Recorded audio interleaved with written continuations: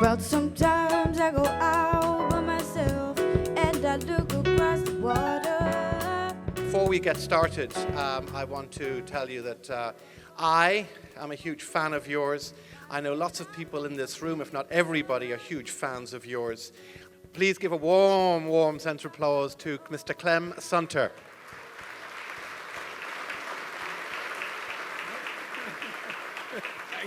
In order to make good decisions about life, you've got to look out at the world. And foxes have very bright eyes, and they pick up what's changing in their environment. And we call them the flags that are changing the environment. And foxes are very, very good at picking them up. But they have the agility then to respond. And that is what allows them to survive. And any business, any school, any organization has to have the characteristics of a fox, that kind of radar system which picks up the flags that are changing the game, and then the agility to respond to the challenges offered by the flags. And I want to just talk about two flags that come up again and again and again in terms of the work we do around the world. The first is the changing nature of work. Work has completely changed from when I left school in the 60s. And when you got a good qualification at school, a good degree at university, you put it on a CV and you flashed it in front of various organizations and you got a job. Those days have gone forever. People work in smaller groups, much smaller groups. And the reasons are many, but the two that I really think drive this trend are technology, which has improved productivity of lots of people, particularly in my industry, the mining industry. And then secondly, the fact that big companies no longer employ that many people permanently. They subcontract a lot of their non-core activities to other businesses. And so the real challenge now for young people is not so much to get a job, it's to create a job. And that requires completely different skills to the kind of skills that I was taught at school. It means you've got to market yourself. You've got to think of personal branding.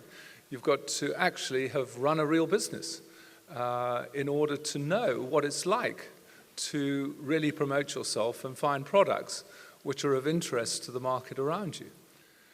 The second flag that we talk about around the world, we call the anti-establishment flag.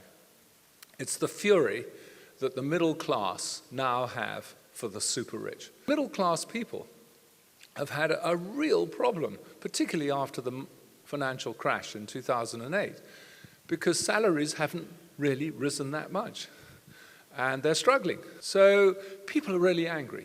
So you know what they're doing? They are expressing it through what is now called anti-austerity movements. And in the UK, it's grown very big. And of course, it's elected Syriza in Greece. Syriza stands for spending more money to help people.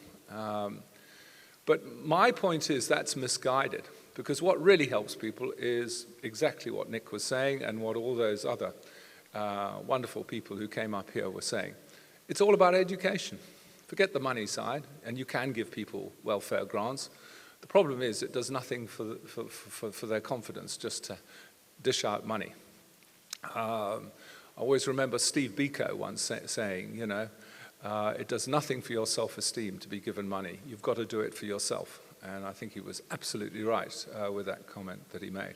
So the biggest way to overcome the problem of inequality represented by this flag is to give people a good education. And so it is very critical to support an initiative like this, and particularly with the statistics that Nick produced.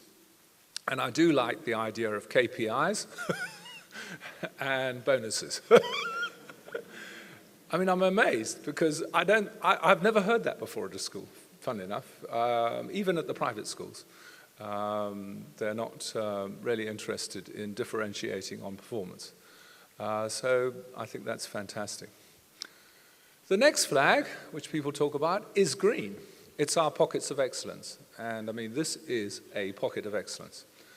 But there are other schools in South Africa that are pockets of excellence. In fact, I was given the statistic the other day, there are 28,000 schools in South Africa, of which 5,000 are reasonable, 3,000 are excellent, and 23,000 are subpar. Now, the flag is, are we going to replicate those pockets of excellence at the top, or are we going to dumb them down because of some ideology? And then all our schools go subpar. It's a very, very critical flag at the moment.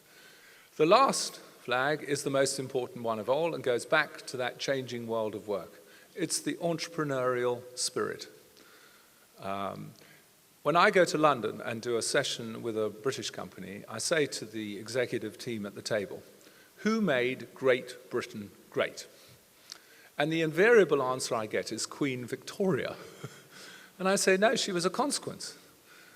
The people who made Great Britain great were all those humble entrepreneurs who in the 1700s invented the spinning jenny, the flying shuttle, the steam engine, which led to the Industrial Revolution in the late 1700s, which made Great Britain the richest nation on earth by 1850, which allowed Queen Victoria to rule so regally.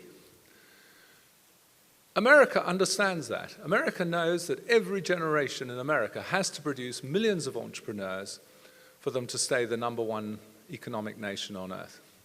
And some of those entrepreneurs become world beaters, like Henry Ford, like Walt Disney, like Bill Gates, like Mark Zuckerberg, and my own hero, Steve Jobs.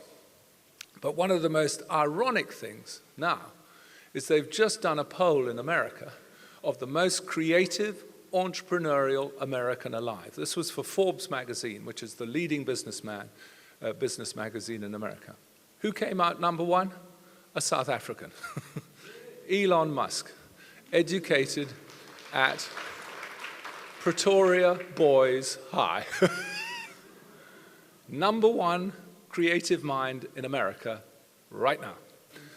I really appreciate being asked to be part of this great day because it is a fantastic school. It obviously needs funding because, I mean, it's for free. The students come here for free, but there are costs attached to the school, and therefore, you know, when I was chairman of the Anglo-American Social Responsibility Fund, I used to say the best thing to aim for is diversity of donor sources, and for this school to expand, that objective has to apply. So I hope that people who haven't been to this school before really have seen how this model is absolutely critical for solving the inequality problem in South Africa. And I'd like to leave you with a benediction for all of you in this room. May the fox be with you. Thank you.